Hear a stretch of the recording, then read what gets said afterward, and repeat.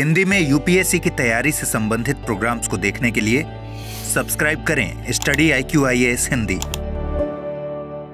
Hello दोस्तों, आप सभी के लिए एक बहुत ही खुशखबरी है कि भारत और यूरोपियन यूनियन यानी कि EU के बीच में आज एक मुक्त व्यापार समझौता हो गया है।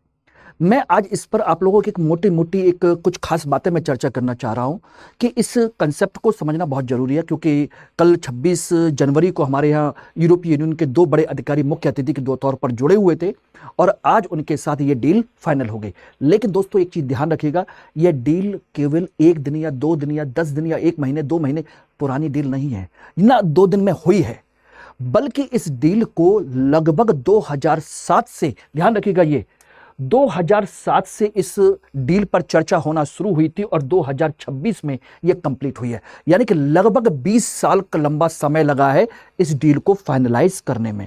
आज इसमें हम चर्चा करेंगे कि आखिर इस डील में क्या क्या चीजें हैं, उसके क्या क्या प्रावधान है, इसके लिए भारत को इसके क्या लाभ मिल सकते हैं, भारत के लिए क्या चुनौतियां होंगी और किन तरीके से इसको शुरू किया गया, इस पर चर्चा करते एक एक करके। तो देखिए, पहली बात तो यह है कि यह जो डील है जो कि 26 जनवरी को लगभग बातचीत हुई और 27 को आज यानी कि इसको फाइनलाइज कर दिया गया। इसमें देखिए सबसे बड़ा प्रावधान यह है कि 2007 में इसको लेकर के चर्चा शुरू हुई थी और 2013 तक लगातार बातचीत होती रही और बीच में जाकर के ये ठप भी हो गई, ठीक, क्योंकि कई सारी असहमति हो गई, सारी चीजें हुई और 2014 से लेकर 21 तक इस पर फिर कोई चर्चा नहीं बढ़ी। लगभग ठंडे बस्ते में इसको डाल दिया गया। कुल मिलाकर के ऐसा लग रहा था कि जैसे कि ये जो डील है ये अब नहीं होगी शायद। लेकिन 2022 में फिर एक नया परिवर्तन हुआ, एक नई चीज आई, एक नया जोश उत्पन्न हुआ और उसके बाद इस पर चर्चा होना फिर से शुरू हुआ और 2026 में इसको फाइनल कर लिया गया। ठीक है ना। अब बात आती है कि आखिर ये सब डील क्यों हुई, भारत के लिए लाभ या हानि तो हम बाद में चर्चा करेंगे, लेकिन एक चीज समझिएगा, सबसे बड़ी चीज थी यूरोपीय यूनियन को लेकर के कि यूरोपीय यूनियन की एक बड़ी समस्या आ गई थी अमेरिका के साथ। तो देखिए, आप अच्छे से जानते हैं कहीं ना कहीं उनका एक सैद्धांतिक मतभेद और सहयोग भी है नाटो के संदर्भ में, लेकिन सबसे बड़ी चीज थी रूस और यूक्रेन को युद्ध को लेकर के। तो ऐसी कंडीशन में यूरोपीय यूनियन एक चीज चाहता था कि चीन पर निर्भरता ना रहे और इस रूस और जो यूक्रेन है इसके बीच का जो युद्ध की समस्या चल रही है उसको लेकर के भी परेशानी ना हो। इसलिए वो भारत जैसे एक उभरते हुए बड़े बाजार की तरफ वो फिर से देखना चाहता था कि अपनी आपूर्ति श्रृंखला को बढ़ावा देना चाहता है, अपनी रणनीतिक स्वायत्तता भी चाहता है। ठीक है भाई। और दूसरी तरफ भारत भी है, भारत भी चाहता है कि वो किसी एक देश पर, किसी एक व्यवस्था पर डिपेंड ना रहे।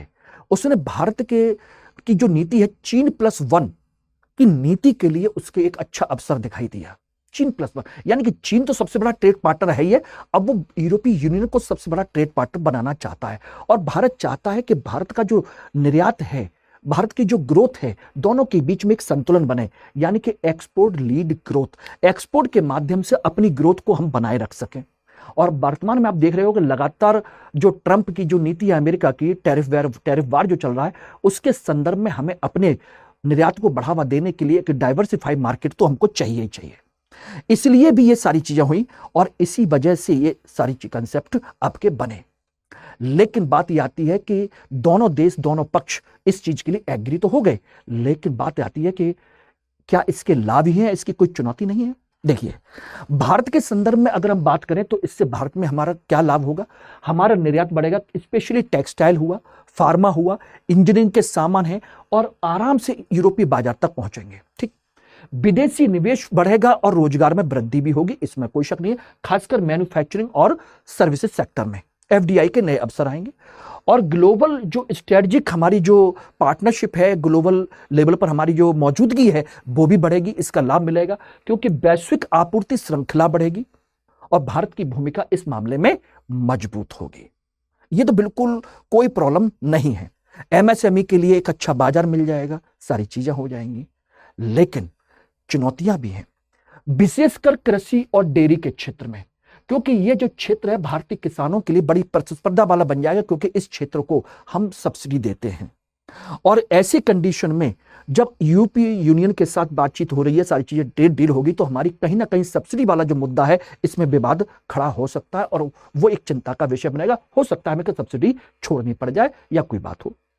दूसरा, पर्यावरण के मुद्दों को लेकर के कि यूरोपीय यूनियन ने साफ साफ कहा है कि उससे पर्यावरण प्रभावित करने वाले ऐसे प्रोडक्ट नहीं चाहिए। ऐसे में एक कंसेप्ट आता है CBAM, कार्बन टैक्स जैसी चीजें, यानी कार्बन बॉर्डर एडजस्टमेंट मैकेनिज्म। ये जो कंसेप्ट है वो लेके इसके नियमों का पालन करना होगा। इसका मतलब हो गया कि हमारे अपने उत्पादों पर कार्बन के, पर्यावरण के मुद्दों को थोड़ा सा कड़ाई से पालन करना पड़ेगा।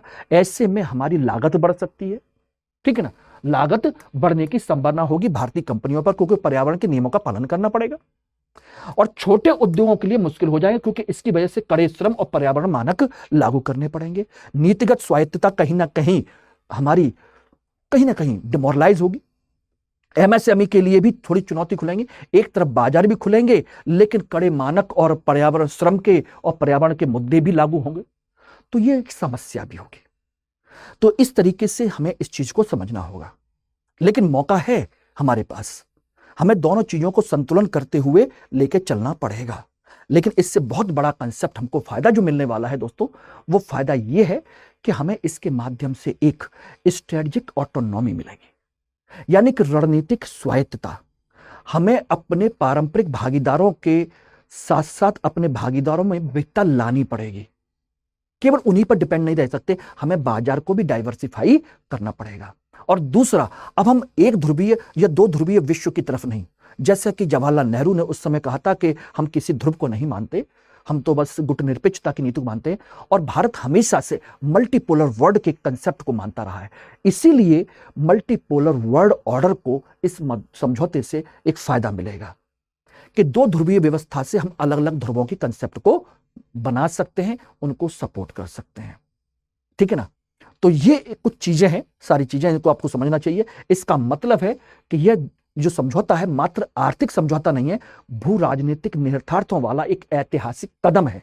और यह चुनौतियों से रहित भी नहीं है, इसमें चुनौतियां भी आएंगी, लेकिन भारत के लिए एक नया अध्याय है जिस पर हमें विचार करने की जरूरत है और इसको समझना पड़ेगा। हिंदी में UPSC की तैयारी से संबंधित प्रोग्राम्स को देखने के लिए सब्सक्राइब करें स्टडी IQ IAS हिंदी।